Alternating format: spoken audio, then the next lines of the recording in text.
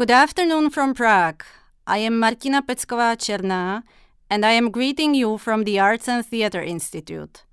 It is our pleasure to welcome you to the Green Thursday series of international online discussions with Czech and foreign guests from the field of performing arts. We are here every fourth Thursday at the same time, 3 p.m. Central European Time, with diverse moderators and guests ranging from dance and theater artists to curators, culture managers, and theorists. The overall topic, "The show must go on, offline," was chosen so that we can address the common theme of sustainability and the performing arts from many perspectives. These include the response of the performing arts to the state of the environment and the COVID pandemic, as well as the field's emerging strategies to address urgent social changes and paradigm shifts in culture and in our societies. These discussions are organised by the International Cooperation Department and in collaboration with the European projects Create to Connect, Create to Impact, and the Central European Performing Arts Network, PACE V4. They also correspond with the Arts and Theatre Institutes, Culture and the Climate activities, which serve as a communication platform for public and independent cultural organisations in the Czech Republic on global environmental challenges. We are available online on the Zoom platform right now, and later you can find our recordings on our YouTube channel. You, our spectators, will have the opportunity to ask our guests questions during the live meeting.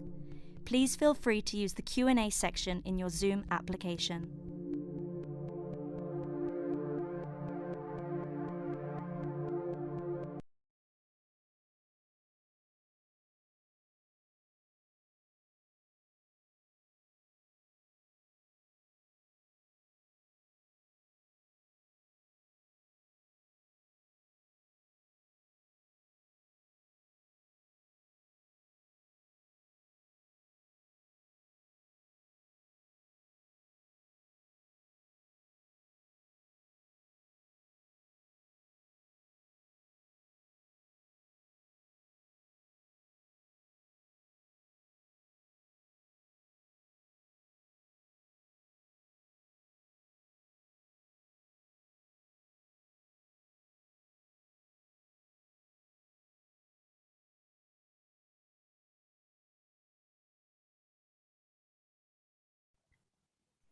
Good morning to our attendees in the United States and good afternoon to our attendees in Central Europe. Welcome to this special edition of Green Thursdays, The Show Must Go On, Offline. This event is special because it sits within two frames. It is the final episode in this season of Green Thursdays, and it is also part of Rehearsal for Truth, a festival honoring the legacy of Czech playwright, dissident, and political thinker Václav Havel and featuring theater from Central Europe. Founded in 2017, the festival is organized by the Václav Havel Library Foundation and the Bohemian Benevolent and Literary Association in New York. I'm Becca McFadden, and I will be your moderator for this discussion. We have a great lineup of international guests with extensive and broad experience of theater in digital space. And we'll be hearing from them about the projects and organizations that they're involved with, and also have lots of space for audience questions and contributions. So please do make use of that comment section. But first, we'd like to briefly introduce the partners that have made this event possible, starting with Pavla Niklova, director of the Václav Havel Library Foundation in New York, one of the organizers of Rehearsal for Truth. Pavla? Thank you very much, Becca, for your introduction. Hello, everyone. It is a great pleasure to introduce the Rehearsal for Truth Festival, and we are happy that this panel discussion, Screening Theatre, could be a part of our program. We are also very pleased that we could invite Vijay Matthew, the co-founder of Howler Theatre Commons, to participate in the talk. Thank you very much to all the organizers.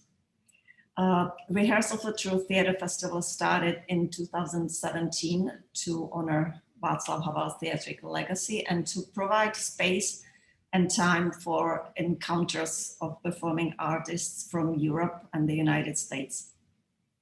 As we all know, it is quite difficult and rare to present European companies in the US. It is not only very costly because of travel and transport, but also securing working visas for artists is a complicated process, and basically only big production houses or event spaces can afford to go through this process. Therefore, we decided to organize this festival, which is basically a showcase of Central European theatre. We started working with many partners to make this event happen. They are namely and mainly theatre institutes in Prague, Bratislava, Budapest, and Warsaw, but also many other partners and cultural institutes of these 4 countries in New York City. Apart from live productions, during the 4 years of our existence, we have managed to enlarge the program by stage readings of contemporary European plays that have been translated into English, and they are produced by US directors and actors. And also we have found one permanent partner in Jersey City to present live European productions as well. So you people can see them both in New York and New Jersey now. We have decided to start the festival with partners from the so-called Visegrad countries. Václav Havel deeply believed that these 4 countries have shared a lot of common history in the 20th century, and that it may make sense for us to work together very closely and approach the rest of the world together. However, we are not close to other regions. 1 year we worked with Romania and presented Romanian theatre as well. And this year we are including stage reading of a play by South African playwright in hope that it will resonate with American audiences in current social discourse about systemic racism. Of course, because of the pandemic, we could not present any events live. We switched to Zoom for stage readings, and we postponed festival from September of last year till now. We started on a Monday with a screening. We had first stage reading on Tuesday and live performance premiere of one of Havel's short plays yesterday. And I'm happy to tell you that we have a lot of people coming with big smiles, and artists are absolutely excited. And those 3 days make me believe that live culture will always be here, and now it will be only enriched by virtual opportunities and collaborations like this one. Thank you very much. Thank you, Pavla. I'd now like to introduce Martina Pecková-Černá, Head of the Department of International Cooperation at the Arts and Theatre Institute in Prague, the initiators of this discussion series and the Show Off podcast. Thank you very much, Becca. Ladies and gentlemen, good afternoon, Europe. Good morning, Americas. It is an enormous pleasure to announce the last episode of our international discussion cycle in this strange season 2020-2021 as a part of the Rehearsal for Truth Theatre Festival in New York. We are so grateful, at least, for this virtual collaboration, which has been almost the only one possible during lockdown.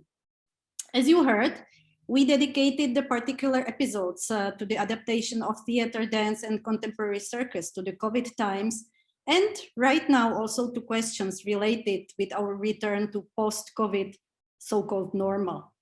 Our discussions are summarized in the podcast series Show Off, which is made broadly accessible for listeners from all over the world via the Show Off Simplecast platform.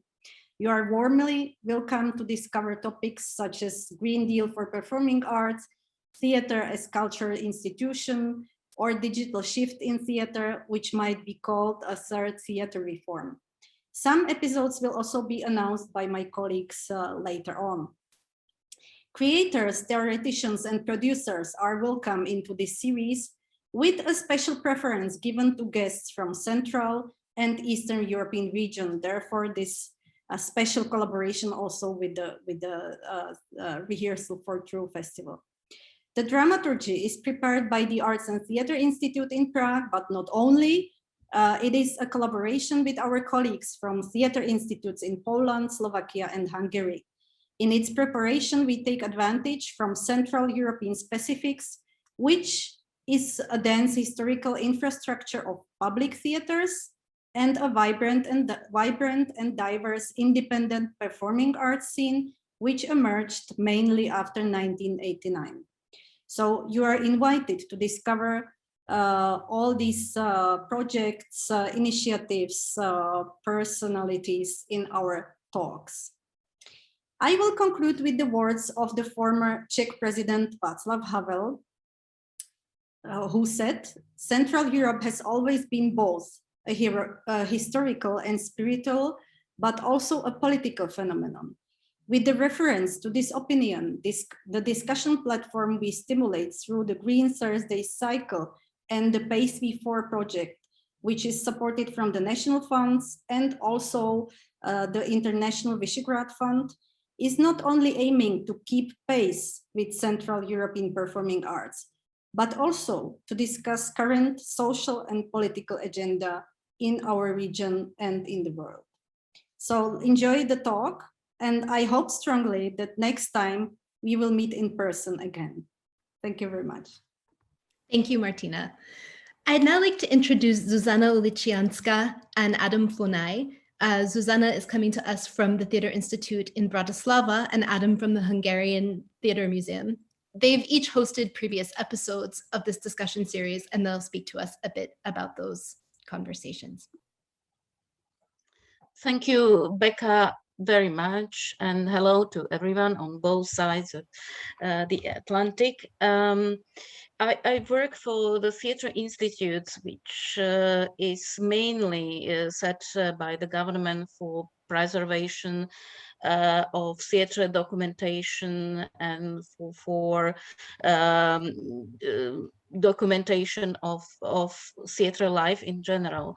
But in addition to this archive, museum, library and publishing departments, we are very happy to facilitate also international cooperation of our institutes and also on a broader scale. So that's how we manage somehow to cooperate on the PACE V4 projects, and that's how I became one of the moderators of the issue edition of this series called Drama in Quarantine.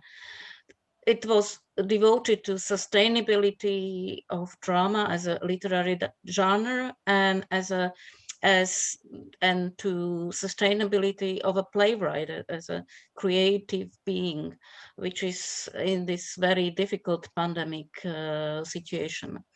And as Martina already announced, the podcasts are available on the website. So if you have some time, you can listen to the presentations of some very fascinating projects from all over the Europe, such as, for instance, the project Living Newspaper, launched by the Royal Court Theatre in London.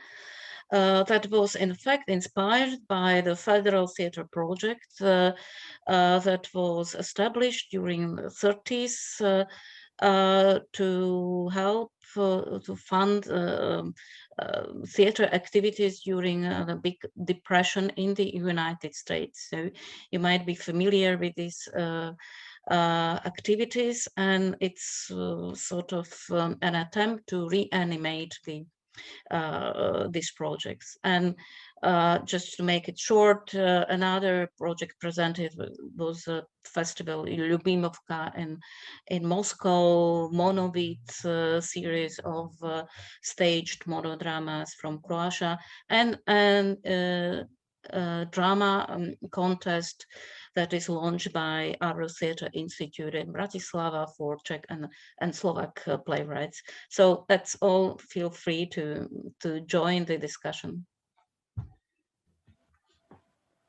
And I am Adam Funai. I represent the Hungarian Theatre Institute, which has been a part of PACE V4 ever since the beginning. And the Institute participated in many projects concerning theatre researches and, of course, documenting the Hungarian theatre life not only in a Hungarian, but also in a Central European or European context. And the deputy director of the institute is also a member of this project, Attila Szabó, but unfortunately he cannot be here with us today. He was my co-host when we hosted episode 5 of this webinar series, which was called Zooming Theatre. And the aim of that episode was to focus on online projects that were developed during the pandemic, because personally I found it very interesting how quickly theater was able to adapt to these unusual circumstances. And it was interesting to discuss these aspects, what can be transformed into the online space to keep the spirit of theater. Is it theater or is it something else? Is it the next step for the art form or is it a new art form? And our guests introduced their projects, and interestingly, they focused on the advantages that were provided by these sad and tragic times. They did their best to shed light on the power of theater that forces itself to survive. And as one of our guests wonderfully put it, theater is like nature that reappears in a dead and abandoned city. It's always there, it cannot be destroyed, it survives, it adapts. And I believe that is why this series is very important, because it focuses on this part of theater and this part of these unusual times. And I also wrote an episode of the podcast based on this webinar, which can be found on showup.cz. Thank you. Thank you, Zuzanna and Adam. I'd like now to introduce Krystyna Mogilnicka from the Theatre Institute in Warsaw. Thank you. So I will very shortly introduce Zbigniew Raszewski Theatre Institute. It's a public institution, just like similar institutions in our regions. And our aim is to support and initiate different aspects of theatrical life in Poland, and also to collaborate. So collaborating with PACE-V4 network for performing arts and in Central and Eastern Europe is definitely one of our favorite activity. And not prolonging this introduction, I will invite you to the discussion, and thank you so much for joining us. Thank you, Krystyna. And thank you, everyone. That really helps, I think, to set the context. And it's also introduced some really interesting topics already into the conversation around the relationship between theater and digitality. I'm struck as we turn our attention to the main panel and the topic of streaming theater. I'm struck by the moment at which we're convening this conversation. This discussion series has been going on since September, and we're certainly in a very different place now than we were then. We've gone through a second wave or a prolonged set of theater closures, and we're now in a space where in many countries theaters are starting to open. We're also at a space where it seems quite likely that partly because of some of the benefits we've discovered, but also because of urgent environmental concerns, these modes of digital presentation and distribution and collaboration are likely to stay with us.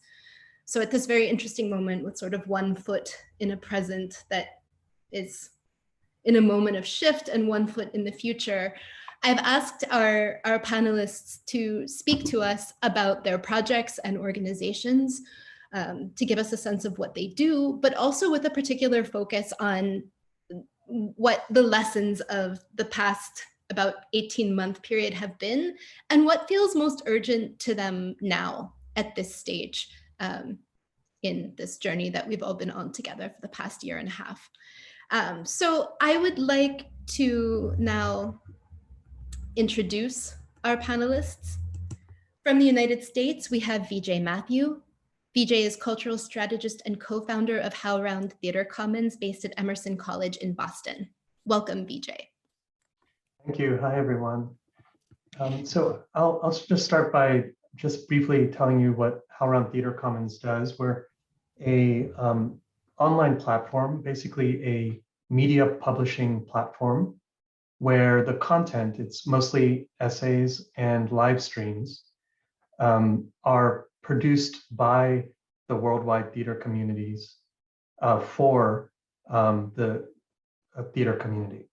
So it's very much practitioner focused, and we're set up to be very similar to an open source project where we have a particular agenda for creating a digital commons to benefit the theater field. And then the editorial agenda is where we are asking the theater field itself to propose ideas for essays, for live streams that are disruptive to the status quo in some kind of idea, or that wish to share or expand on some kind of progressive idea, and progressive being defined as advancing justice or social justice concerns. And so we publish about 4 essays a week, all written again by cultural managers, by artists, with the audience of being other artists and cultural managers in theater, theater and performance broadly. And then as well as that much or even more live streams, mostly produced by organizations like this, who may have a panel that they want to live stream and that could benefit from amplification on the HowlRound platform. There are also performances that people live stream, but those are more specifically if they're geared towards sharing some kind of new aesthetics or some kind of new form. Again, all facing the field itself, the practitioner field itself, and not for regular performance-going audiences. And we've been around for 10 years now, based in Boston at Emerson College. And one of the things about the pandemic during these 18 months has been, for us at least, our work for live streaming has increased by 5-6 times, where in the past, I think 2020, we had about 500 events organized by at least 400 different organizations, live streamed events, and mostly conversations, some performances, conferences. What was really came as in stark relief was that what we were experiencing was a collapse, an uncontrolled collapse of the usual way that we have cultural mobility and knowledge sharing within our field, which is air travel. And there was this collapse, temporary collapse of air travel. And that really revealed how dependent we have become over the past 20, 30 years on inexpensive air travel. And inexpensive meaning this is subsidized, and where the real costs of traveling, such as the environmental cost, is not taken in account of. So that was a really important kind of learning takeaway from this period, as well as while that was collapsing, there was this immediate access and inclusion of artists from the global South. So on the platform, on the HowlRound platform, there were many more artists who are coming from the African continent, who are coming from the Caribbean, and who previously would have limited access, both because of the way that our field is set up to privilege cultural mobility that's based on air travel, and less on these digital platforms where access is better or easier. Another thing that come out of this was a really great thing, which I think is going to actually continue past pandemic, is a real kind of collective awareness on accessibility for people with disabilities. So there was many more captioning happening for live events, live captioning, as well as sign language interpretation. And so then, I'll carry on to the next prompt that Becca gave us, which was, what do we feel is the most urgent right now? And I think it's this huge predicament that we're in, which is we have to decarbonize immediately. And yesterday we need to, or 10 years ago, 20 years ago, we need to decarbonize. And that's a predicament because our field, the way that we have cultural mobility within the, at least practitioner facing field, is an incredible dependence on air travel. And just transferring everything to the virtual space is not the answer at all, because this is highly polluting, not nearly as much to the degree as air travel, but this is as polluting as possible. We have to start to create these norms of using much, much, much less. We have to ration ourselves on our energy consumption.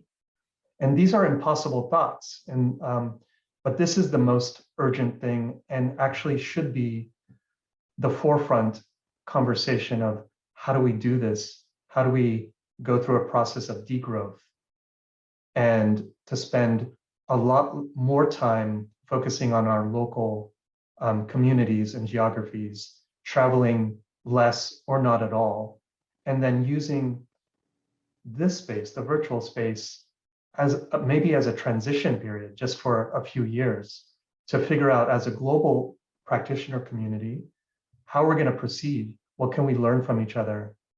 And yeah, so I'll stop there. Thanks very much, Vijay. Just a quick note of structure. We'll take these first initial introductions from our guests, and at that point we'll open up the conversation. So if you're an attendee with a question, I could just ask you to hold on to it until we've had our 4 introductions.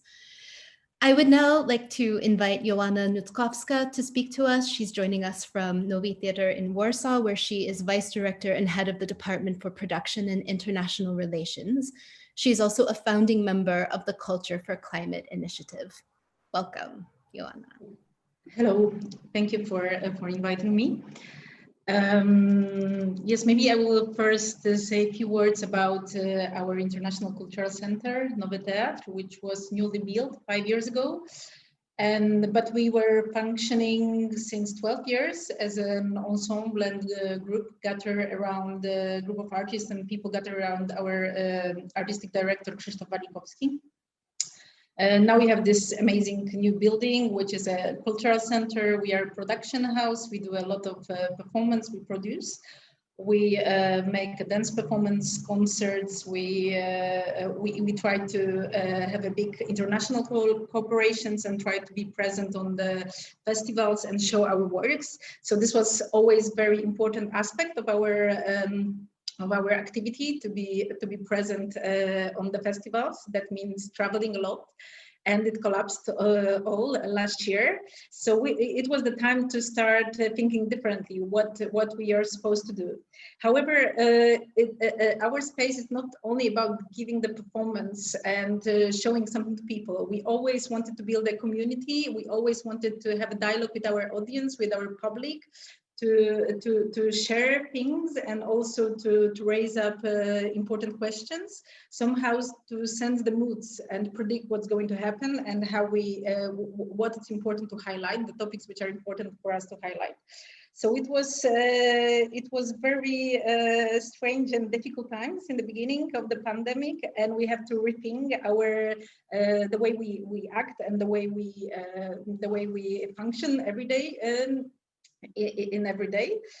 And then the questions of streaming came, and it was very difficult for us, because in the beginning we thought like, okay, is it okay to stream the performances, especially the new one? Does it make sense? Will people come when we will show it to such a broad audience? But then we started to do it, and it turns out that it was amazing because we could reach much wider audiences, and the people really wanted to attend those performances. I think we during the pandemic we all shared this terrific experience, horrible one. But it was amazing in a sense that for a long time, humankind didn't share anything together, and it was like worldwide. And we all, after building these borders and lockdowns, we have to start thinking above these borders and start to think about collaboration, start to think about how to be caring for each other and tender to each other, and about the solidarity, which was super important at those times. So I think that it was very strange and very unifying experience in a sense that we have to start collaborate and think about reaching the audience and think about mobility in completely different manner. And very opening as well, because as I said, we could reach completely different audiences and have a contact with our viewers. There was such a quotation in the pandemic times that imagine lockdown without culture, no films, no music, no theater. And for me, it was super important because I saw our role and the theater role as a kind of giving hope to people. And this culture was very important. That our role was to kind of also entertain people in this very strange and difficult times. And I think it stayed with us, and also the sense of togetherness. It's going to stay with us. So it was interesting experience, and we will see how it will impact our future work. And this is about the theater. I'm also a founding member of the Culture for Climate Collective. As I said, we've been operating since 1 year, and we are the Culture for Climate Collective is ecofeminist grassroots movement. We are 9 women collaborating, and we decided that we want to make a guide on sustainability and to help organizations and institutions to make their functioning more green and more sustainable, and to work with the sense that the ecology doesn't have to be expensive. Sometimes it's super easy and it can be cheap, especially in a long-term perspective. So for 1 year, we were working on this guide, and now it's online. And yes, I encourage you to check it out. I think there are many interesting tips. Also, according to what Vijay said about the internet, and I think it's very important to raise the awareness in the times when we are screaming, showing everything on screens. There are Zooms, there are streamings, there's everything, but I'm afraid we are not aware how big a carbon footprint this produce. And I think this is very urgent for us now to rethink how we use this internet and what we do about it. Because of course, it's in those times of lockdown, it was important to have a contact and to be online and to be with people and to connect. But on the other hand, I think we should think about it in a more sustainable way and how to use it in a sustainable way. Thank you. Thank you very much. I'd like now to welcome from the Czech Republic, Martin Zavadil, CEO of the Dramux platform for streamed theater performances. Welcome, Martin. Thank you. Dramux, in one sentence, streaming online platform for theaters. Yesterday, I would say mainly Central Europe, but today, a few hours ago, we had theaters from Australia, Israel, US, New York, even. So for globally for the theaters and mainly for the spectators. The main goal of the Dramux is, which I represent you, is basically to expand the time which people are spending with theater. That's and overcome the barrier and the distances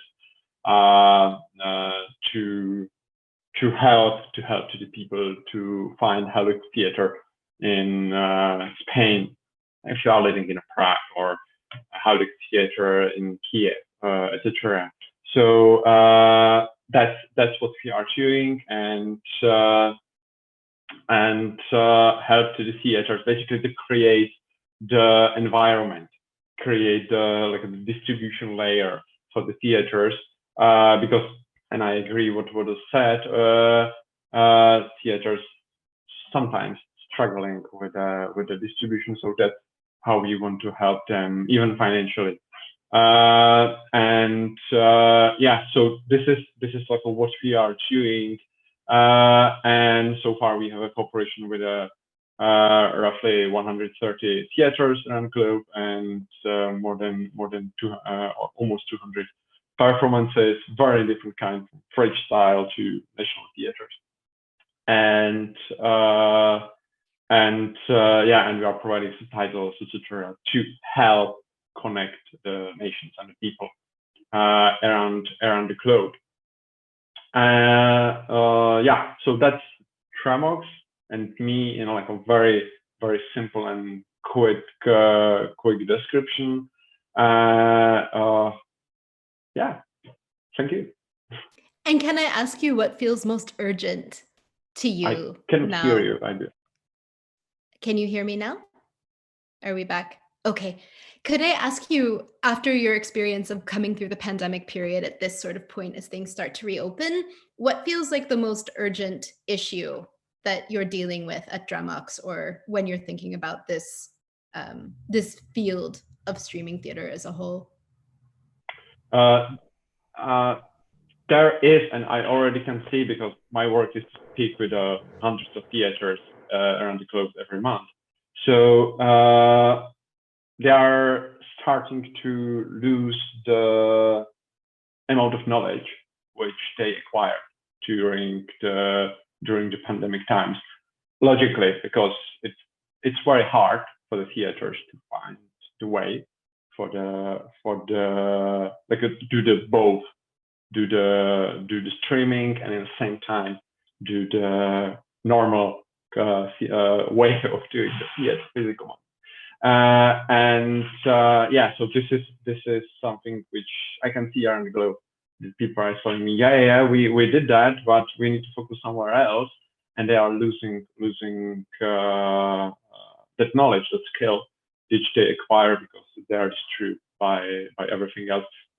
And by the way, that's the reason why we're helping them there, so they can focus on a core what they are doing and what they are good in, physical theater. And that's like a main thing. Of course, I think Vian or some of the speakers already mentioned that online is extension, is a tool to, from my perspective, help people to spend more time with the theater.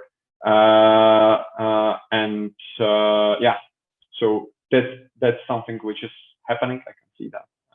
And I hope that this will not happen in a big scale, because it was such a loss. Did I answer your question? You did, yes. Thank you. Thank you very much. And finally, I'd like to introduce Gert Nessens, joining us from Brussels. He is EU Projects and Operations Manager of the European Festivals Association, and will also be speaking to us about the Perform Europe initiative. Welcome. Thank you, Becca. Thank you, Becca. And welcome to everybody. Thank you for inviting me to this panel. And yes, so I'm working for the European Festivals Association. In short, we say EFA, so I will always talk about EFA. And so that's the oldest festival network in Europe, of more than 90 festivals and member festivals in about 40 countries. Next year we are celebrating our 70 years, so we are really existing for a long time. What we mainly do is what the network does. We empower the interactions between festivals, and also between festivals and governments and so on, especially the European government. But we go further than just our members. And in 2019, we created festivalfinder.eu, which is a project based on a previous project which was called Europe for Festivals, Festivals for Europe. And the festivalfinder.eu is an online search tool for festivals. for audiences to discover the arts festivals in Europe. And in that community, we represent at this moment more than 2,300 festivals. Today, this festivalfinder.eu platform is evolving to a platform that facilitates and stimulates a collaboration, a stronger collaboration, not just to the audience, but also between festivals and all their stakeholders. And at this moment, we are working very hard to create stronger bonds between festivals and their cities, festival cities. Also, IFA is also involved in, as a main partner in the Perform Europe project. Perform Europe is a project EU funded. We started that together with ITM, who's the leading partner of this project, and the European Dance Network, Circo Strada, and also the consulting partner IDEA Consult. And we received the mandate from the European Commission to rethink cross-border performing arts presentation or touring in a more inclusive, sustainable, and balanced way.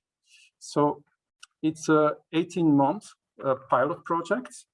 And in that project, we go through 4 stages. The first one was the research phase, which is already finished.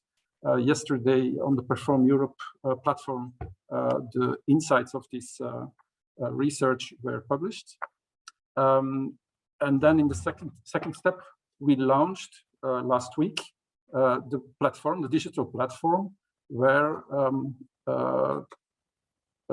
presenters and producers can apply to participate in the project. The third element there is that we will really test the support scheme, because it's about a support scheme. I don't think I said that already. So it's there will be grants given. So we received the budget from the European Commission to give grants to sustainable touring projects, innovative sustainable touring projects. And in the fourth step, we will create a policy or design policy recommendations for the European Commission. So hereby, I, of course, want to invite all producers of artistic works and presenters like venues, festivals, and other presentation contexts in the 40 Creative Europe countries plus the UK to apply until the 7th of July on the platform. This is just the first step, this application, and you can present yourself there and your ideas for more sustainable and inclusive touring. In a second step, after a matching period that will be around September, the selected participants can form partnerships and can apply for a grant for sustainable touring. Across this project, artistic works as well as presentation contexts are considered to be physical, digital, or hybrid. So it's not just about physical touring, it's about touring, digital touring also, or digital presentation of performances. I can maybe later put all the links of these websites in the chat. Then about your questions, Becca. So I can say, I can only speak as a network. I cannot speak as a producer of artistic works or a presenter. And as a network, I can say that the pandemic strongly intensified our work as a network. It didn't change it, but it intensified it. So because there was a strong need and a strong need to talk, share information, experiences, talk about adapted presentation methods and so on. So for lots of festivals, it was new, of course. Lots of them couldn't go on physically. Some did go on physically, by the way, but most of them did not last year. But this year, already a lot of festivals have been going on and are going on at this moment.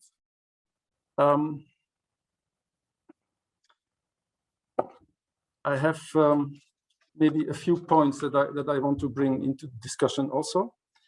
So we are not militant as a network. We see both sides. There are, let's say, there are presenters, festivals that think that it's not needed to present digitally.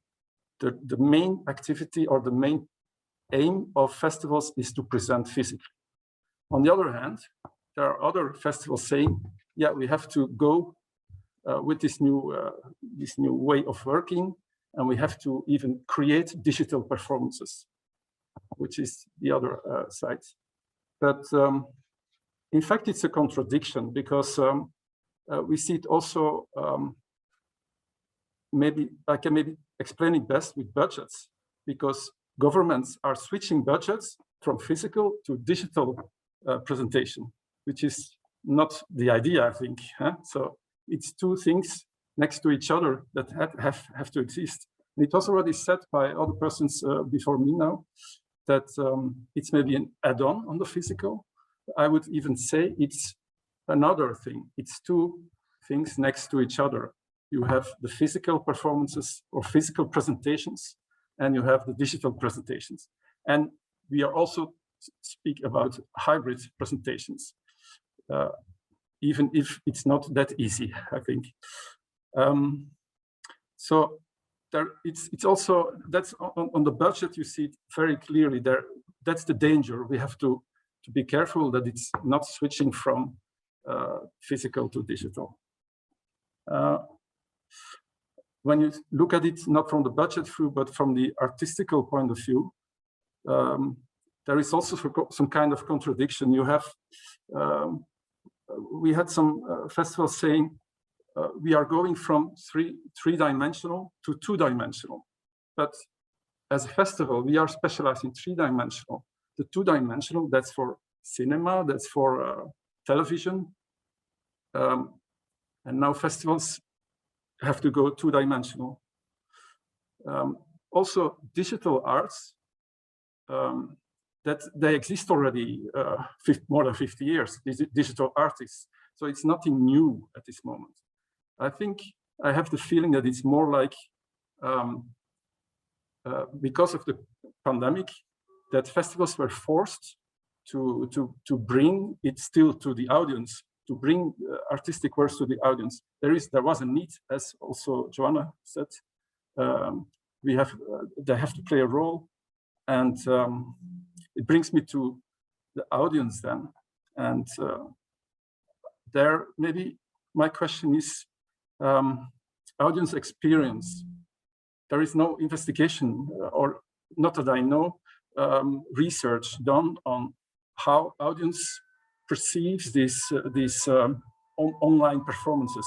Just recording performances or live streaming performances that are physical and then live streams. What do they experience exactly, this audience? Do they stay long when they watch it, or is it a different behavior of this audience? On the other hand, these experiences may be the difficult thing for me, at least. My experience personal, it was not the same as going to a performance. It's a big difference. There is no social aspect. You don't have the proximity. You're not in proximity of the artists. It's not the vibrations are not there. So it's a bit difficult. But on the other hand, from it improved the accessibility, and it was already said also by other speakers. And I think that's positive. But maybe it created a new gap now that there are still a lot of people in the world that don't have a computer with internet connection. So maybe there is, even if we think we are filling the gap, there is a new gap coming there. And also, maybe my last point was that the internet is not that green as we think. It was already said 3 times. For our festivalfinder.eu, the company we are working with, they're very hard working on making it more green by, I give just a small example. When you are surfing on the internet in your browser, each time you open one of the websites, a lot of data is transferred to your computer. And they are working on that the first data which is transferred is as little as possible, and that you only transfer lots of data when you go deeper in the website. So even on that level, they are thinking, how can we be more green? Because it's, I think everybody agrees here in the panel that the impact is quite big. I heard something like the second big country in the world, when you see it as a country on a yearly basis, that it consumes the electricity of the second biggest country in the world, the internet. So it's not nothing. So that's maybe what I want to say. Thank you. Thank you very much, and thank you everyone for your contributions. And it does really seem like there's a shared set of concerns here with the greenness of the digital space of the internet, or its problematic nature, the fact that it's not at all carbon neutral being a huge topic that it feels like it's important to dig into. And also I'm hearing a set of contradictions where, you know, on one hand, there's been this tremendous increase in accessibility from geographic regions that haven't been able to access things before previously, and also allowing spectators with disabilities to have greater access to work. But at the same time, if that's not environmentally sustainable, we're sort of sitting in the crosshairs of two situations. I'm also struck by, and this is maybe influenced a bit by my own research background.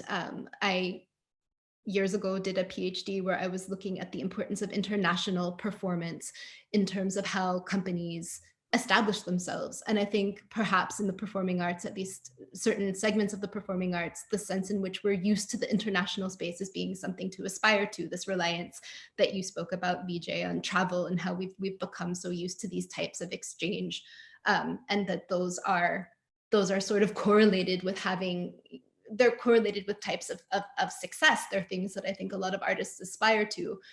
But simultaneously, it feels very important to reframe that and to think about, well, what is the role of the performing arts in a local context? How do we kind of break our addiction to the international dimension of our work and refocus on a kind of more local level without losing the sense of solidarity and shared experience that's also emerging as something that feels very important. Also, this question of what is the spectator experience, whether that's about bringing spectators, bringing theater to more spectators, spending more time with theater, Martin, as you said, to wondering sort of how are spectators receiving some of this digital work. It's so new that we don't maybe have data on it yet. So I wonder, it feels like a very large knot of interconnected things. I wonder if a way to begin, because another thing that everyone's sort of spoken about in one way or another is the sense of how does the live and the digital coexist?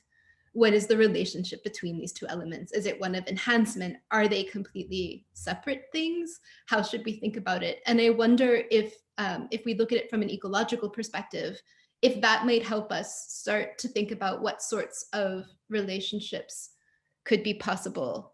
How can the digital space coexist with the live and the local in ways that are greener and more sustainable?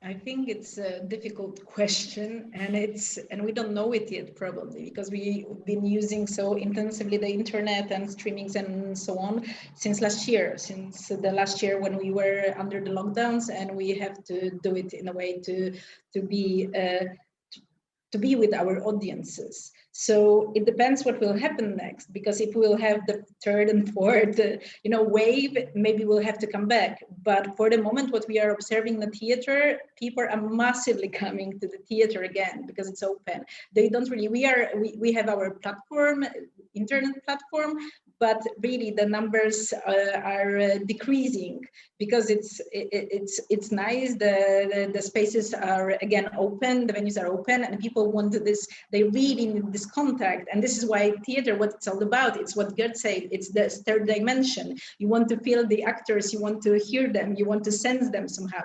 So it's like super important. But of course, we have to adapt to the circumstances. We cannot. So we cannot predict what's going to happen. I think at the moment, what we decided, for example, for our venue, that we keep the internet platform going on, but on much less. We are showing much less now, and then we will see again what's gonna be. Because on the other hand, we got information from our public that it was very important for them, that some people, I'm not talking even internationally or worldwide, it was in Poland, super important that people who are living, in the other end of Poland could finally see the performances of a high quality. And it was very inclusive. And for us, it's super important that really, like what you mentioned in your questions, that it's becoming more democratic. Like really, the theater is going to people's homes like everybody can watch it in their own home, which is amazing. And this is what it should be all about. But of course, we cannot forget about this life experience as well. And I think we can do both and see what it's going to be. But as I said, for me, it's super important to raise this this issue about internet carbon footprint. I think we are completely not aware about it. So it's something to think about.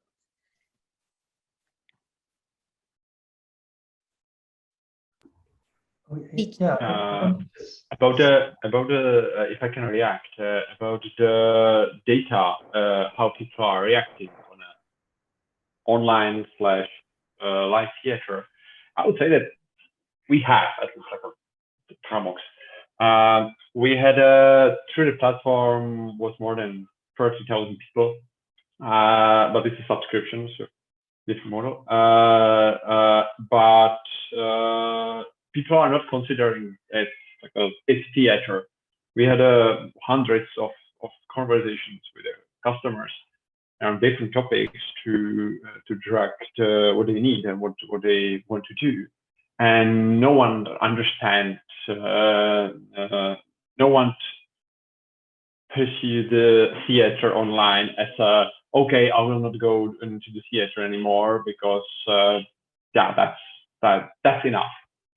It's the same. I'm not. I don't like so much using the same example from films, but it's the same. Like I said, okay, people have a Netflix, so they will not go into the cinema. That will not happen. It's so probably. No one. I never spoke with anyone which is using the Tramox who would mention, okay, I will not go into the theater. It has an absolutely opposite effect. And normally, when we had a conversation with people, spectators, customers, they are telling us absolutely opposite. Normally, I was at theater 3 times per year, for example. With a platforms like a Tramox or with an online opportunity, I already saw 10 performances, 12 performances, 20 performances, and it's absolutely opposite. And even the directors from the theaters, for example, from Czech Republic, are telling us we have a demand from that the people directly sending the emails to the theaters.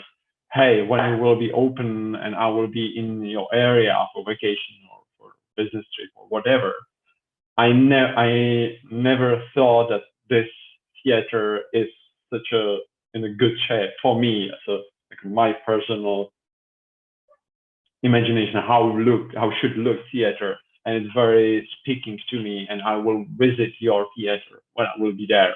Of course, I'm using it as an example, like a generic one, but this is already happening, and so it's absolutely opposite. And I don't even think that someone who thinks that, okay, digital theater and everything else is, I will not go into physical theater in my life because I have a stream. I can stream whatever I want from tons of theaters every Friday. So just to complete what Johanna said, completely agree. Vijay, you had a comment? Yeah, so I think one thing is that if we have the kind of shared reality that we're in a existential crisis, I think at that point we have to then actually interrogate the infrastructures that we have invested in for creating theater and performance locally and online, that we actually have to question our buildings, our theater buildings, and that as a site and place for where performance is given. Because after air travel, it's probably building energy and maintenance that is the second most carbon emitting activity that our performing arts field is engaged with. And so that has to be questioned, as well as the infrastructures that Gert mentioned this briefly about online, how our websites are actually designed and built. Are they the most frugal use of energy possible? And so those are the infrastructures that I think it's important to not take for granted, that we need to actually reinvest or every day propagate these same infrastructures, and that we can actually rethink them and redesign them. Yes, Gert. Yeah, I totally agree with Vijay that it should be a bit rethought. I maybe wanted to give an example of it was Noord-Nederlands Theater, it's called. It's in the Netherlands, and they created the Night Hotel, and they were speaking in one of our sessions. And I called him yesterday to ask, was it a success what you did finally? And he gave me some numbers, which is maybe interesting. So they created the Night Hotel. I can put it in the chat.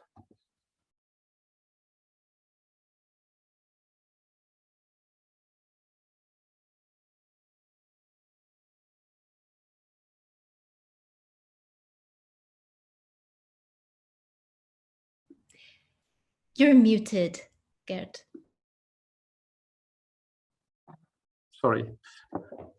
So it's really very interactive. It's created really with a purpose to be presented online, and you can make choices during the presentation where you want to go to and so on. And it's live done, filmed with different cameras and so on. So they invested a lot to do this. I liked it very much in the beginning. Not just in the beginning, I liked it very much, but it was quite in the beginning of the pandemic that I came up with this, because the project was already being developed before the pandemic. And so they, during the lockdown, let's say it was 1.5 years, but normally they have 50,000, they reach 50,000 people audience. It's contemporary theater. It's in a year for a small theater company, they have with all the presentations they do, about 50,000 people reach. Now during the lockdown, in 1 year, they had also 50,000 people reach online. So they had the same audience, let's say. And then it was for free in the beginning. And then at a certain moment, they switched to paid tickets. You had to pay for the tickets. And then it switched to 10,000. So it was only 20% of the people. So it was also less international. It was more from the Netherlands that were paying really. They know, maybe the people that know the theater, and they typically come to the physical performance, and then they also are prepared to pay for it online. So they will not continue it like with the same intensity as they did it until now during the lockdown. So, but they will still use it and do it on a regular basis, also for after talks with artists and so on. They will still use the platform, and but they will concentrate again on the physical performance, because they cannot combine both, and they don't have budget for both. So that's the reality. Same example is in Belgium with the KVS in Brussels. They, as I heard, is that they will continue to do every month one performance online, because what they mainly think. No, I'm sorry. It's the people from the North Netherlands Theater that told me that they mainly think that they will use it especially for audience development. It's totally the other point of view from the audience development side. They extend their audience. There are a lot of international audience, much younger audience. That was also something they detected, much younger than the people that come physically to the hall. They hope to extend to make their people in the real halls younger also with it. So it's an audience development tool for them. And in the KVS, I know that it is paid, and the tickets are paid, and they sell thousands of tickets for these presentations each month. And I think they plan to continue also on a monthly basis. So that's what I just wanted to share. Thank you. That's very interesting. This notion too of digital work being a way of potentially reaching and developing new audiences, that seems also to sit with Martin's example of people contacting theaters that they've only encountered this way. I'm part of a network of practitioners in the UK, and one of the things that's been quite interesting, it's interesting to hear you talk about the sort of local audiences for these projects. One of the things that's been quite interesting for this group of practitioners in the UK, many of whom, it must be said, are not originally from the UK, is that this period has given sort of unprecedented access to different aesthetics and the kinds of work that you don't see often in British theaters, which can feel kind of quite conservative by comparison. So I know that there are a lot of people there who are feeling very enlivened by being able to see these other examples of practice. I wanted to ask, and we've sort of have alluded to it a bit in the last set of responses, to what extent digital distribution can help democratize theater making, both in terms of who it's reaching and also who's making it. And I'm wondering if some of these strategies that have emerged during the pandemic, what sort of impact the opportunity to present digitally or collaborate digitally, what impact is it having on work that's being made now in terms of what's being made by whom and in what ways? So maybe it's, I guess, two questions. Sort of one is a question about process and how artists are finding new ways in response to these circumstances. And then maybe the other is about where those works sit, whether they're going through established channels of buildings and festivals, or whether we might be seeing other ways of getting work in contact with spectators.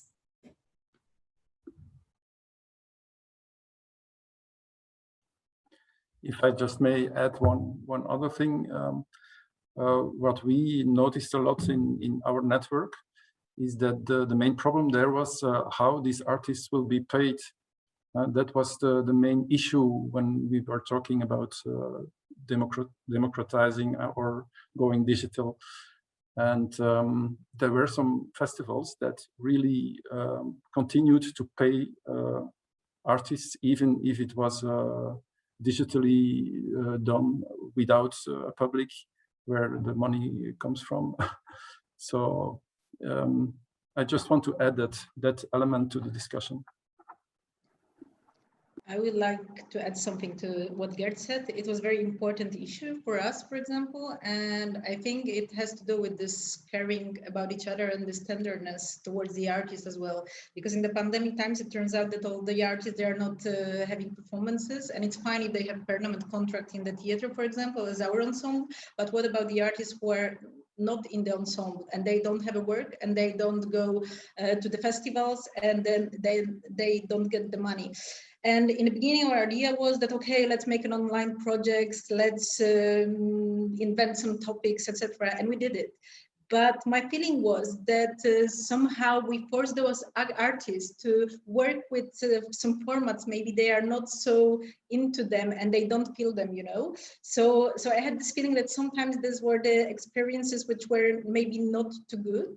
And then we thought like, okay, maybe this is a time just to relax and not produce and give those artists who are not employed, like permanently employed, just like a development contract. So they can just do whatever. They don't have to do online works. They can just work on their own and think what they want to do with this and develop the projects they already have, which maybe will be an online projects there in the end, but maybe they will be staged at some point.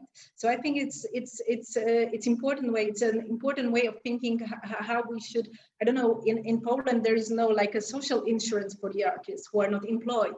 So there was really a massive group of people who were left without nothing in the beginning because there was no grants, nothing for them. Later on it came, but it was later on. And I think this is our responsibility now to rethink it, how we take care about all those people who are not permanently employed and what resources we give to them. And we want to share our resources because we are municipal state theater, you know, so we have the resources from the city, from the people, and we are obliged somehow to share it with the artists. So this is one point. And on the other hand, about the digital performances, it was also like I spoke with the artists, and for some of them it's okay to create a digital performances, but some of them don't feel like this is something for them. And we did a one production which was from the beginning an online theater performance, an online experiment with Wojtek Ziemilski. It was with the actors from Germany and actors from Croatia and actors from Poland. And I think, but there really has to be a willingness from the artists to work and to experiment with this tool, with the digital, because it's not a streaming of a already done performance. It's something completely new. It's a completely creating something new for the internet.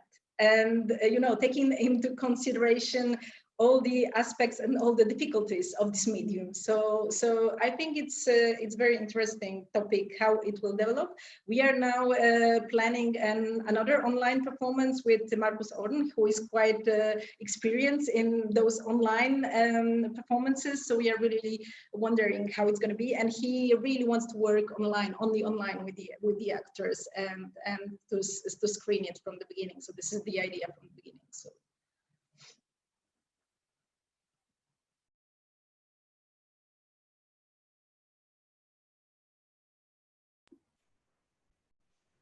What about in the context of DramaX, Martin, if I can ask you, has the pandemic brought different types of performances to the platform? Are you seeing a broader range of aesthetics or approaches or new initiatives in response to the circumstances? Yeah, of course. One thing to do more theaters or your question.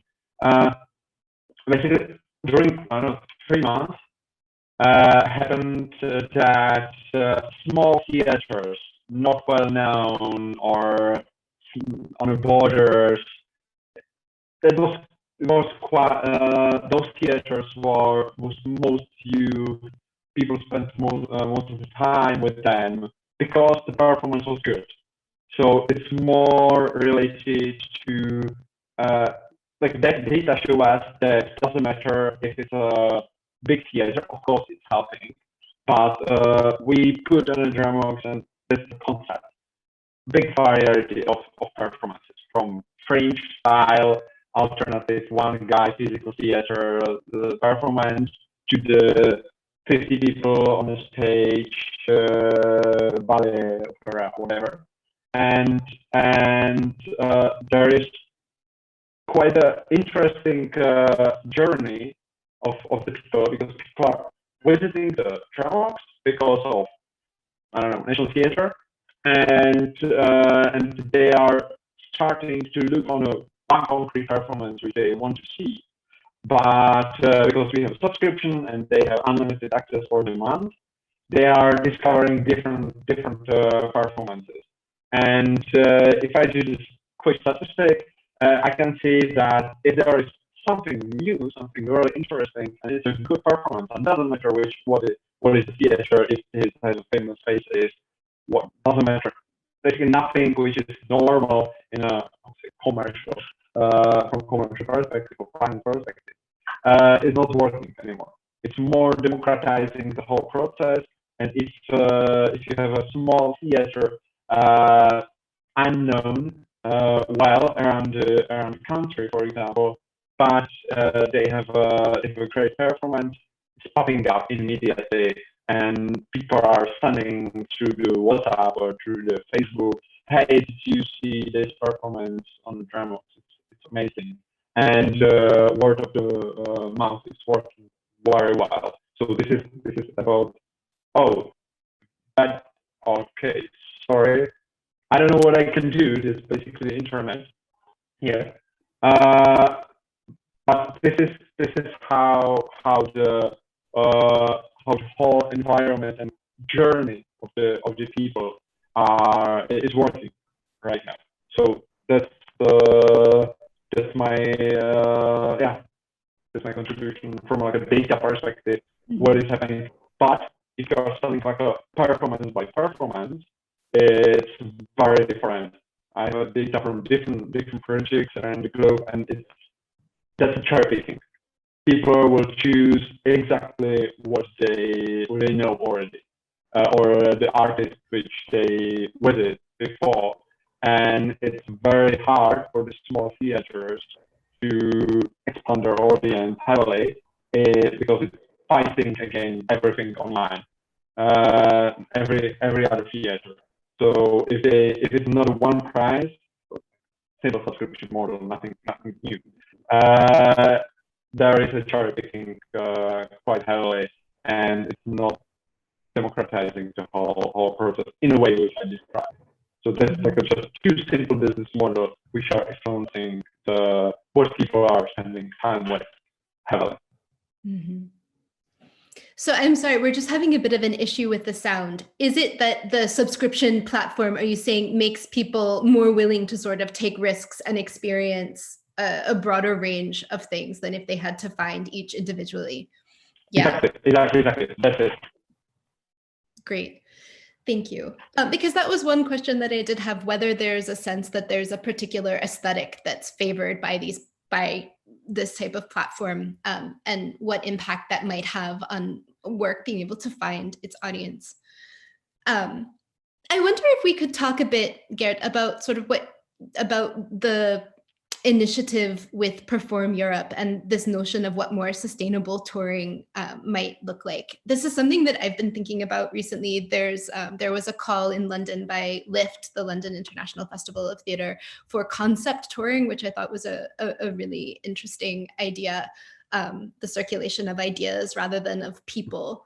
I know much of the project has yet to happen, but I'm curious what sorts of strategies you may already be seeing that rethink how touring could look.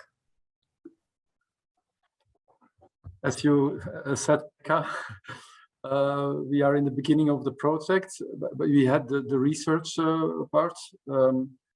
I didn't do it, so I'm not very specialist in that. It's a bit difficult to talk about this, I think, for me. I'm sorry. So, of course, it's what was found in the report is that there were a lot of discrepancies between the different countries in Europe, or the 41 countries, and that was confirmed on all levels, in fact. So that, for example, theater companies from Georgia are not playing in Western Europe. From Western Balkans, they're playing a lot in the Western Balkans, but they never come to Europe. I think it's a known problem. So those things is what I know that came out of the research. To say more about sustainability inclusivity, I don't know exactly. So I'm sorry, I cannot speak more in detail about that. No worries. Vijay or Joanna, do you want to weigh in on that? I would like to add something in the discussion at this point, because it's interesting for me, because it depends from which point of view we are looking at it. I mean, if you are in France or in Holland or in Germany, it's easy to travel with the train. But if you live in Poland or Lithuania, it's not like I will pack all my group and they will go to by train somewhere on the Tournai, because it's just not possible. So we have the choice now. Okay, we either go and make money, or also to function for because we function like this from the festival, for going to the festivals and from the mobility, or we don't do it. And to be honest, it's a big question to raise as well. It's about inclusiveness. It's about democracy in Europe. It's about accessibility in Europe as well. Because really, I mean, for me in Poland, it's difficult to go with a train, I don't know, to another city, not mentioning some other country in Europe. I mean, it's all about accessibility. So I think it's a very important discussion. And there was this really very interesting letter from an artist from Mexico who was saying that if now we will decide, okay, it's not sustainable and it's not ecological anymore to travel, what about the artists from Mexico who can visit Europe and who can have money to function for another year if they do this tournée? So I think it's a very difficult question how to solve this situation, you know, about traveling and not traveling. And maybe we also should think about it that, to be honest, I'm totally eco-engaged and pro-eco, but maybe it's not also the mobility who is raising so much carbon footprint. I don't know. I think we have to look at this topic from many different angles. It's not one simple answer to this question. I maybe can say something about Perform Europe extra. So in fact, Perform Europe wants to fill exactly these gaps of mobility, of touring, but in a sustainable way. That's the idea. But the sustainable ideas, I don't know them yet. There were already some brainstorms, but I was unfortunately not involved. The idea is to give grants for exactly that part, to exactly solve to improve the balance between the different countries, to improve the inclusivity. That's the main idea of the project, of course. Yeah. That's great. Maybe it's also about, I would just add last sentence, that maybe it's also about us, the theaters and the tournée makers, to think about logistics, that instead of planning one city, we plan 5. So the scenography goes once in this direction, not many times back and forth. So I see such options as possible options, but not reducing the mobility and going to the festivals or attending international events. Yeah, it's all in the sustainability, of course. Huh? I can imagine that you have in the project, it's mandatory to work together with at least 3 countries. So you need 3 presentations in 3 different countries. That's the minimum for one distribution plan, and with that distribution plan you can receive a grant.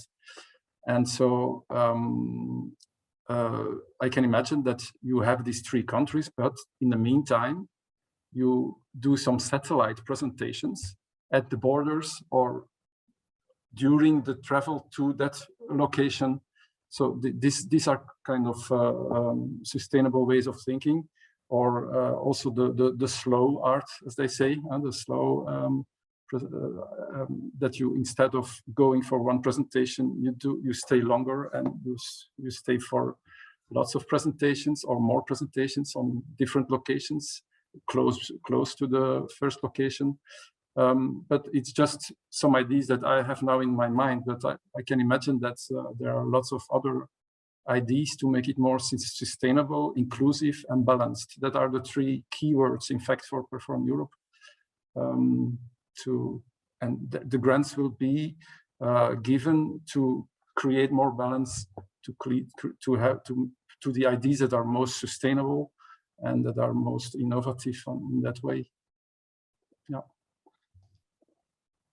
One idea that's emerging, that's been emerging in terms of inclusion for artists, which, for example, which artists get to be visible, and the online space being one way where it's a little more democratic than or inclusive than the traditional gatekeepers of in-person venues. And one way to think about this is thinking of shared and collective infrastructures for online spaces. And so this includes the web tools, the internet tools that we use, as well as the equipment that's needed to do a live streaming. That this kind of thing can be mutualized or made cooperative in many different local regions and made available to people who have been artists who have been historically excluded from participating and creating culture. And something like this would be fantastic for a project like the EU, because because of that union, and that's in a bit, it's a bit of a countercultural idea to have shared infrastructure that's available, a commons, basically, commoning platforms, because we're still very much influenced, though much of our work is publicly funded or privately funded, not outside of a commercial realm, that we still have adopted certain kind of capitalist market-based behaviors that make sharing and sharing platforms something that we don't naturally do. So that's just one thing about kind of digital democracy.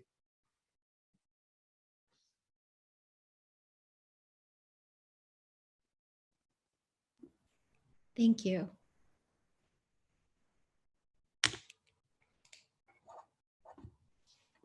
I think this notion of the commons and this kind of mutuality, it's making me think a bit of what some others have said about this notion of solidarity, and maybe this being a moment where, in the aftermath of something like the experience we've all just had of the pandemic, that, you know, it's sort of precisely sometimes these moments that perhaps open space for new structures, which feels quite exciting to think about. And I think there have been, I know I've been in several conversations that have happened during the course of the past year and a half, where this question of sort of when things resume again, what is it that's resuming? Like, what do we want to carry forward? I'm sure we've all taken part in those conversations, but it does feel that there is perhaps scope for things that are disruptive.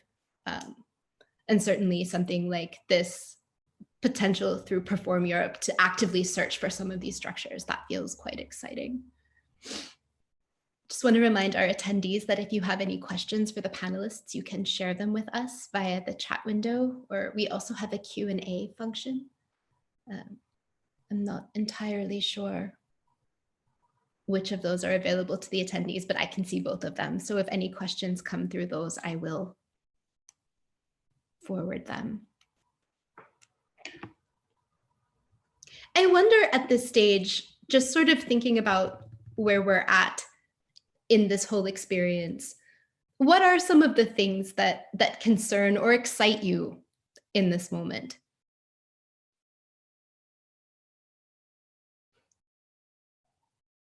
We've talked about urgency. Maybe, you know, what feels encouraging?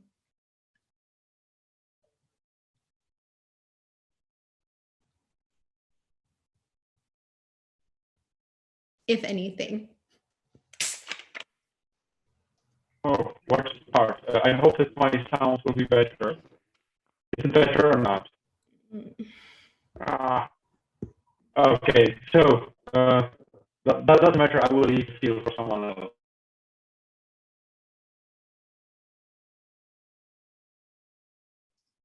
Yeah, one thing is encouraging is definitely the prior to the pandemic, there was definitely much more of a feeling of how, for example, the deaf theater communities internationally have always been very much siloed, or the non-deaf theater communities have siloed the deaf theater communities, artists, and that siloing has broken down a bit.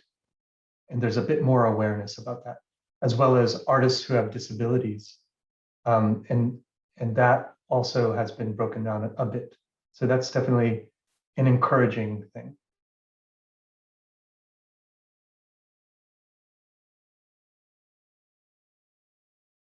And can I ask, Vijay, how you see that happening? Has the opening of the digital space or its expansion, how has that worked there? And might that be a model for even broader inclusivity for other groups?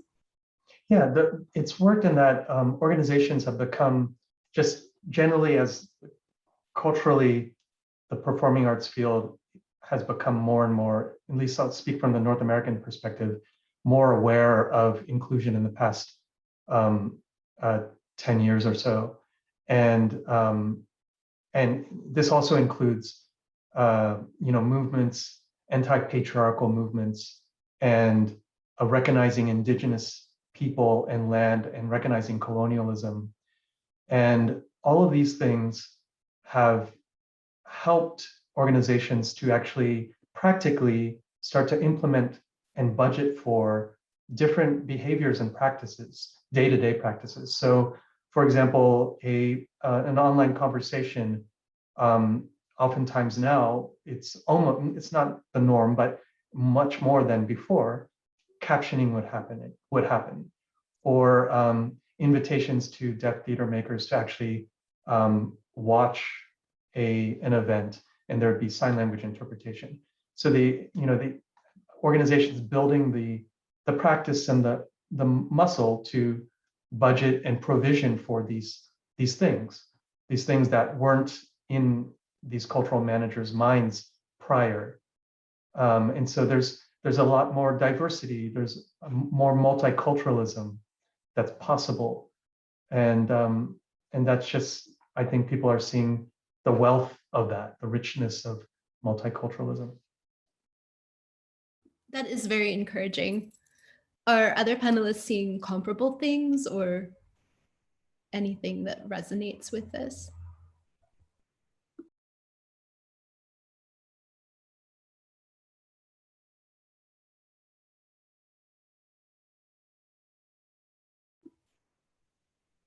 Sorry, Martin, sorry. I'm trying to judge who's going to speak by whose microphones are unmuted, and it gets a little, I think we would all be extremely practiced at this by now, but the Zoom platform continues to surprise. I can maybe say something from out of the festival world, but I think the positive thing, it has nothing to do with Vijay, what he said. It's just the positive that comes out of this pandemic. I think that's a bit your question, is it? Yeah. So I have the feeling that the festivals are becoming more resilient, more sustainable after this. Sustainable, it's maybe not right. Resilient is the right word.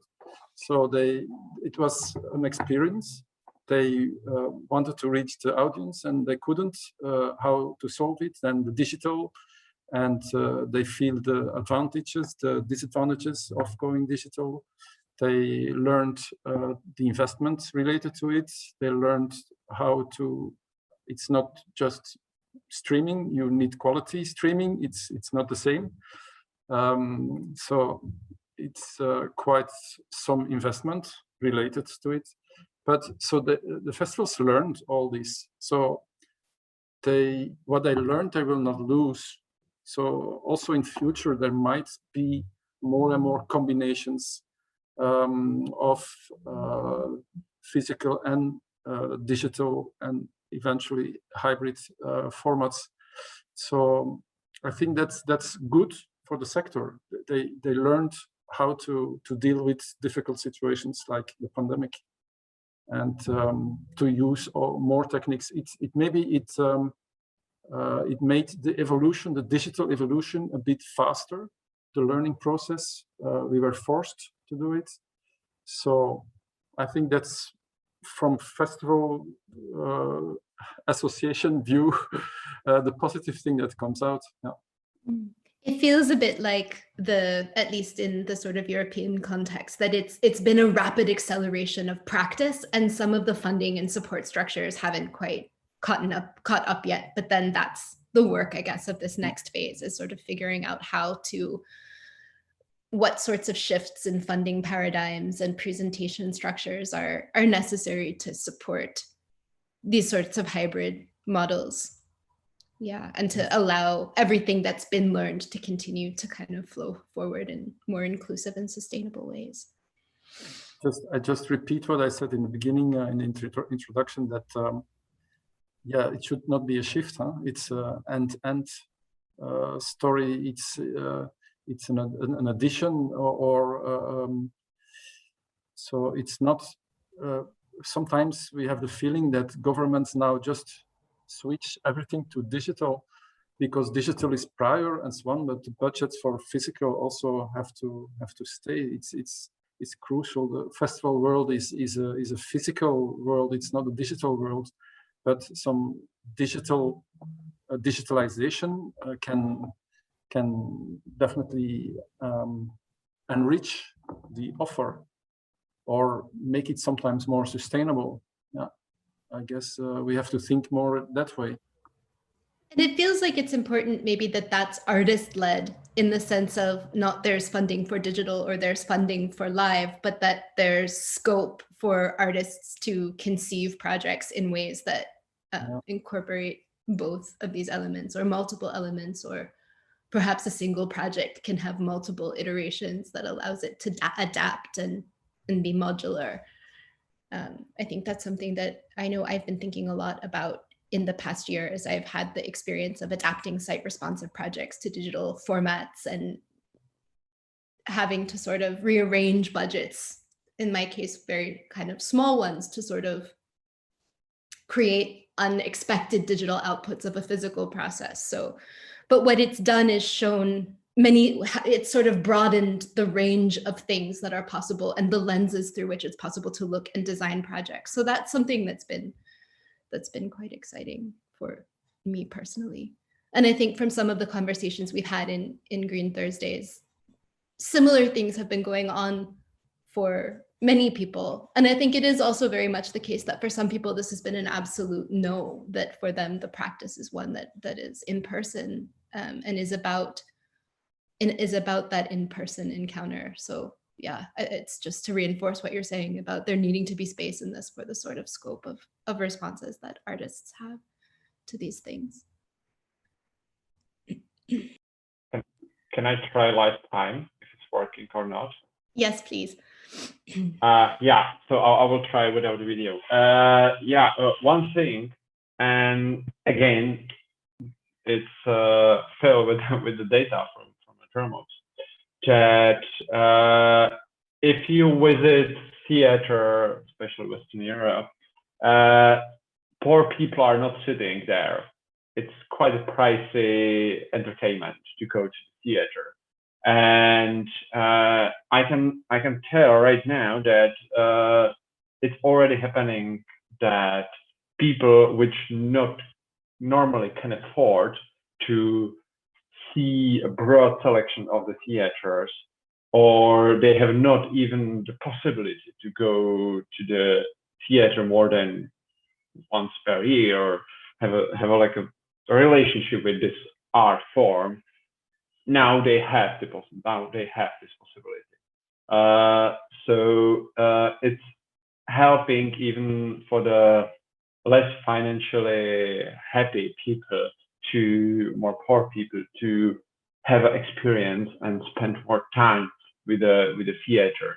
And I'm not even mentioning what we are doing with the schools, like the drama school schools, but that's another layer. But this is something which I think we didn't mention yet properly, and it's really helping, and it's helping both sides. Theaters are getting another revenue stream, so they have more independency, they have more space, and in the same time they have a different type of audience which they cannot afford if there would not be this digital stream, digital way. So yeah, that's something different. And basically, I'm reacting mainly on what Johanna said, that people from different parts of the Poland saw their performances, and which they would normally never visit them. And yeah, that's the goal. If anything interesting is happening, we are getting to theater starting to be part of their lives, of the people which they would never visit theater, price, distance, whatever it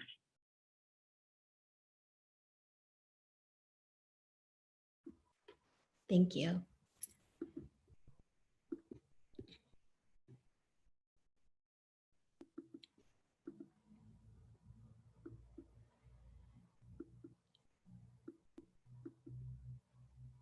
And looking back over some of the questions I prepared to see if there's anything we've not covered.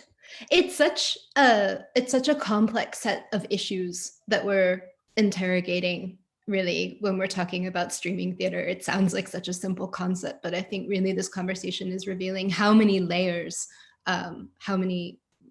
there are to this, in terms of the structures, in terms of the carbon footprint, in terms of different questions of accessibility, and in terms of how much is still yet to be figured out. We've had this very intense experience, but yeah, there's a lot still to discover. Yeah, Vijay. Yeah, just want to go back to something that Joanna mentioned, which is there is currently this paradigm that we've lived with for decades now of mobility being coupled with career advancement or opportunities, or even just the ability to make a living.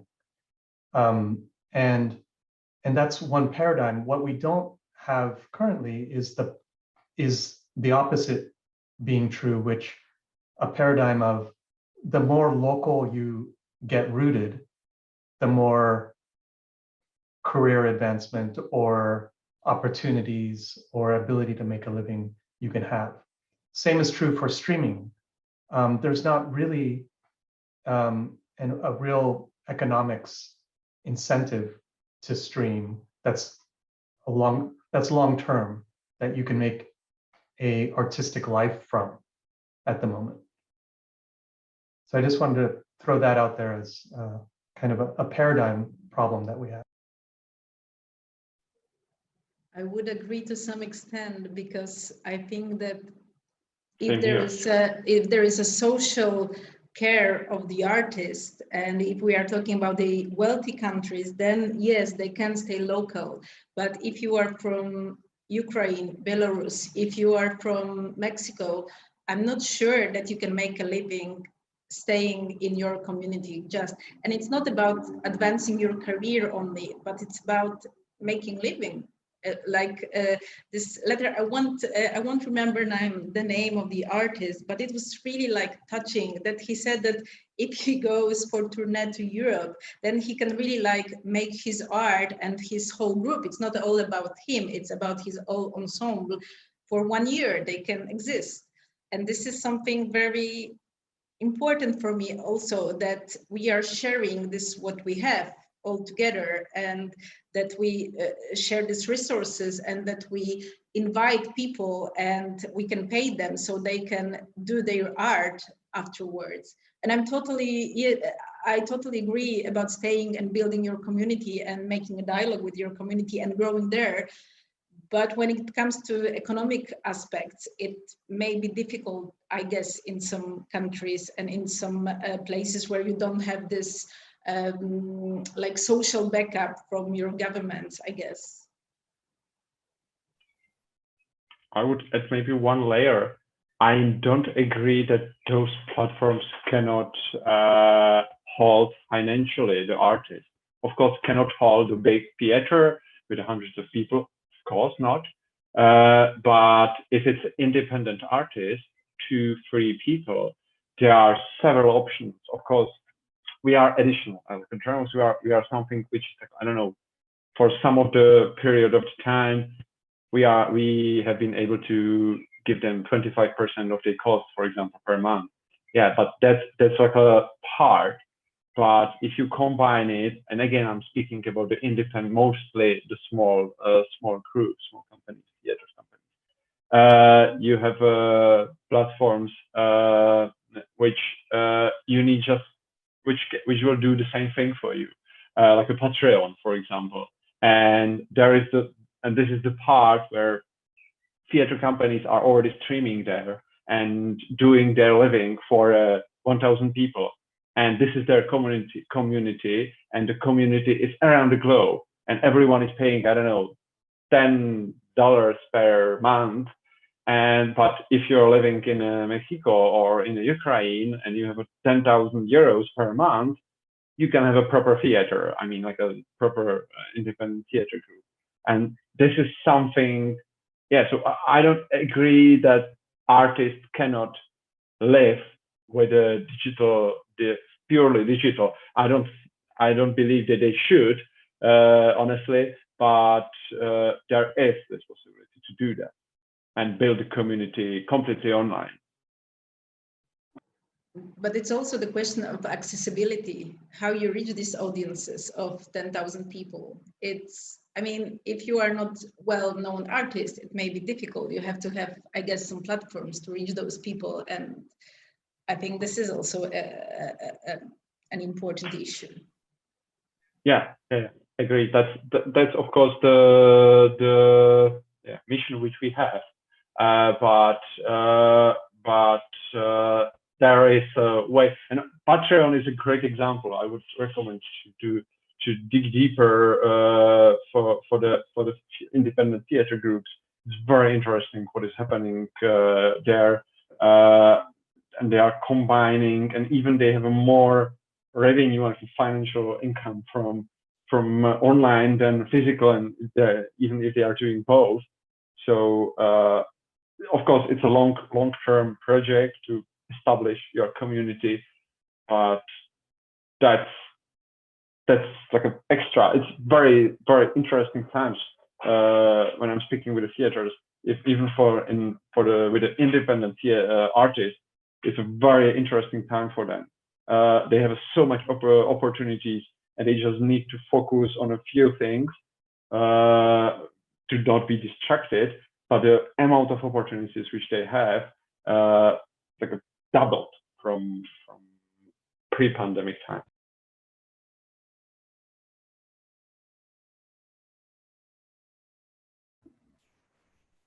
That makes me wonder how these sorts of structures like Patreon or podcasting or other things that sort of allow that direct audience encounter, they allow a sort of bypassing of traditional kind of gatekeepers. How then that sits in relation to the structures that we're more familiar with, to the festival infrastructure, to larger buildings, to funding streams. It's definitely, I think, a diversification of possibilities for sure. And I think you're right that there is an extent to which it's almost overwhelming, the wealth of possibilities that are emerging or have emerged that we're still responding to. I'm conscious of the time and the fact that we're down to our last 10 minutes. There's something in our Q&A. So Pavla is asking, I fell in love with theater as a teenager when schools ran a club of young spectators that were affordable for basically everyone. Do you think that the young generation can develop a relationship with theater through digital platforms? Can I? Go ahead. This is exactly what we are doing with our drama sport schools.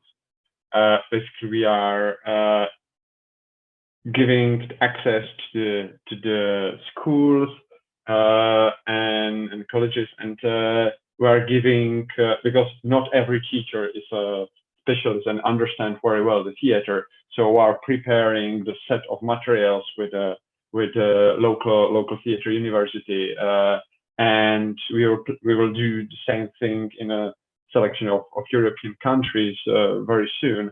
And to avoid a situation which I had or experience which I had, and that was that I was born in a small village, and teacher here just show us some theater record, close the windows, and in the dark we slept 1 hour, and after that he had a check. We spent the time with the theater, and that's it.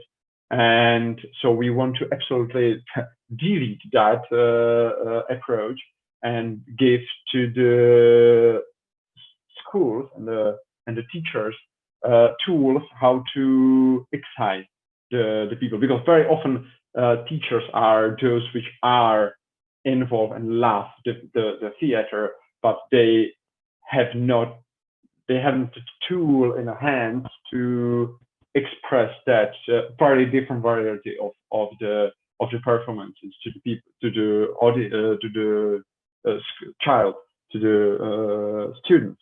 And that's something which we want to give, because for one student, National Theatre from, I don't know, Bratislava can be exactly what they want to see, but for another it's a ballet, for another maybe it's an opera, but and this big variety is giving them the increasing the possibility that they will find something which they fit with their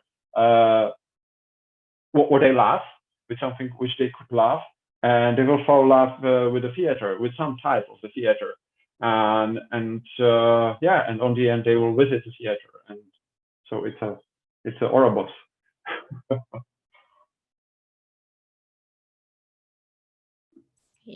Thank you. Okay, as we start to close, maybe I might just ask each of you where we're going from your perspective. What's next?